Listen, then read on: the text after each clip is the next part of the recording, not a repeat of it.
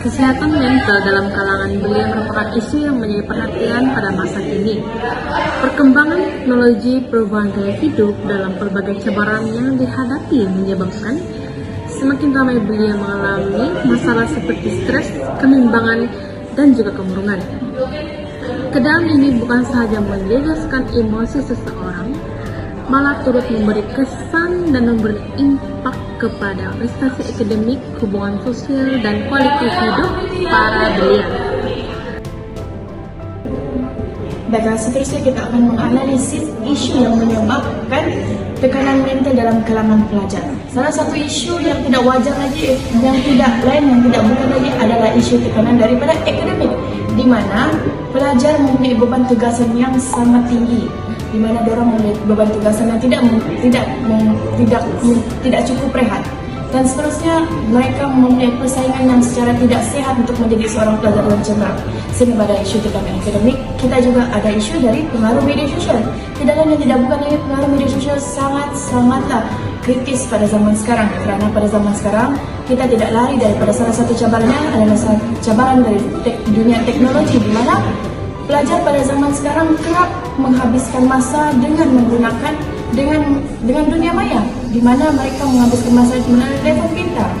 Dan isu yang ketiga adalah masalah keluarga. Masalah keluarga ini adalah isu yang sangat-sangat kritikal, di mana isu ini sangat kait rapat dengan seorang pelajar, terutamanya apabila seorang pelajar menghadapi konflik keluarga dan masalah keuangan. Itu saja. Seterusnya, saya akan mengupas tentang perspektif falsafah. Yang pertama, falsafah idealism. Menurut idealism, kesejahteraan mental berkait rapat dengan perkembangan minda, nilai moral, dan kerohanian. Kemerosotan kesehatan mental berlaku apabila belia kehilangan pegangan terhadap nilai-nilai murni, tujuan hidup, dan identiti diri. Pengaruh media sosial, budaya materialistik, serta kurangnya pendidikan nilai boleh menyebabkan kekeliruan identiti dan tekanan emosi. Yang kedua, falsafah humanism. Humanism percaya bahawa setiap individu mempunyai potensi untuk berkembang secara optimum. Kesihatan mental merosot apabila keperluan asas seperti kasih sayang, penghargaan, keselamatan, dan sokongan emosi tidak dipenuhi. Kurangnya hubungan sosial yang sehat boleh menyebabkan perasaan kesunyian dan kemurungan. Itu sahaja. Seterusnya, kita akan mengupas isu kesihatan mental dalam kalangan belia dari elemen FPK mengenai Jerry. Jerry iaitu intelek, emosi, rohani, dan jasmani saling berkait dalam membentuk insan yang seimbang. Pertama, dari aspek jasmani, tekanan mental yang berpanjangan boleh menyebabkan gangguan tidur, keletihan, hilang selera makan, serta menjejaskan kesihatan mental secara keseluruhan. Kedua, emosi. Belia sering berhadapan dengan kebimbangan, kemurungan dan tekanan perasaan, masalah pribadi, konflik hubungan, beban tugasan dan ketidakstabilan. Emosi boleh menjejaskan kesejahteraan mental mereka. Ketiga, rohani. Kurangnya penghayatan nilai agama dan moral boleh menyebabkan seseorang mudah berasa putus asa apabila menghadapi cabaran hidup.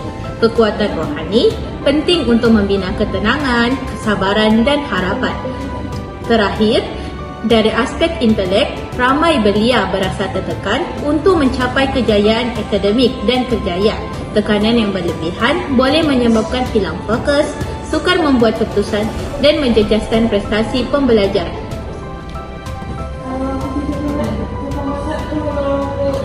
Bagi menangani kemerosotan kesihatan mental yang semakin meruncing ini, kita sebagai sebuah masyarakat yang progresif perlu kembali menghayati dan mengakar falsafah murni yang terkandung dalam prinsip asas ideologi negara kita, yaitu rukun negara. Terdapat dua prinsip utama yang boleh diaplikasikan sebagai benteng pertahanan ini. Pertama adalah prinsip kepercayaan kepada Tuhan.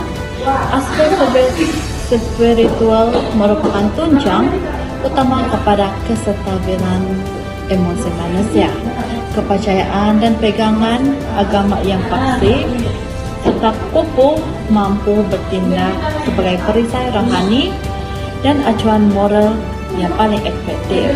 Apabila golongan belia mempunyai pasca keagamaan yang kuat, mereka tidak akan mudah rapuh atau berputus asa apabila berhadapan dengan badai ujian. Seterusnya ialah prinsip kesopanan dan kesusilaan. Prinsip kelima ini menyentuh secara langsung aspek pembentukan karakter, nilai moral dan adab interpersonal masyarakat sama ada dalam dunia fizikal maupun alam maya. Dalam area digital tahun 2026 ini, setiap lapisan masyarakat mempunyai tanggung jawab sibik yang besar untuk menjaga tutur kata, penulisan, dan adab berkomunikasi di platform media sosial. Pembersihan ekosistem digital daripada budaya toksik dan gejala bully cyber merupakan antara pemakin utama kepada tekanan jiwa, kegelisahan melampau dan trauma emosi para mangsa. Dengan menghidupkan semula semangat kesopanan dan kesusilaan ini, kita mampu membina sebuah persekitaran digital yang selamat, inklusif dan saling menyokong antara satu sama lain. Baiklah, yang terakhir sekali adalah cadangan. Jika ada punca, pasti ada jalan penyelesaiannya. Ini ada beberapa cadangan bagaimana untuk kita membentras isu kemerosatan kesihatan mental di kalangan belia ataupun pelajar. Salah satu cadangan adalah kempen kesedaran mental. Kempen kesedaran mental ini akan membantu kita untuk memberikan kesedaran kepada belia dan pelajar bagaimana untuk mengatasi masalah mental ini ataupun masalah kemurungan. Seterusnya adalah perkhidmatan konseling. Baiklah, perkhidmatan konseling ini adalah peranan bagi semua pihak ataupun institusi, terutamanya institusi seperti universiti ataupun sekolah. Perkhidmatan konseling ini boleh diberikan kepada pelbagai individu yang mempunyai masalah kesihatan mental. Seterusnya adalah menggalakkan gaya hidup sehat. Menggalakkan gaya hidup sehat ini merupakan salah satu cadangan yang paling berkesan, di mana setiap individu perlu mengamalkan gaya hidup yang seperti berjogging, bersiar-siar, berkelap pada waktu lapang. Seterusnya adalah sokongan keluarga. Sokongan keluarga merupakan benda yang paling penting dalam kehidupan kita, di mana sokongan keluarga yang kuat adalah merupakan kunci kepada mental yang baik. Dan yang terakhir adalah penggunaan media sosial. Kita tahu kebanyakannya pengaruh daripada kesihatan mental ini adalah media sosial. Jadi penggunaan media sosial juga perlulah ditambah baik lagi dengan cara penggunaan secara bijak. Apabila kita bijak dalam menggunakan media sosial, pastinya kita dapat mengelakkan daripada masalah mental. Jadi itu sahaja dari kami. Sekian wabillahi taufiq wal hidayah. Wassalamualaikum warahmatullahi wabarakatuh dan salam sejahtera. Jaga kesehatan mental kita semua. Bye.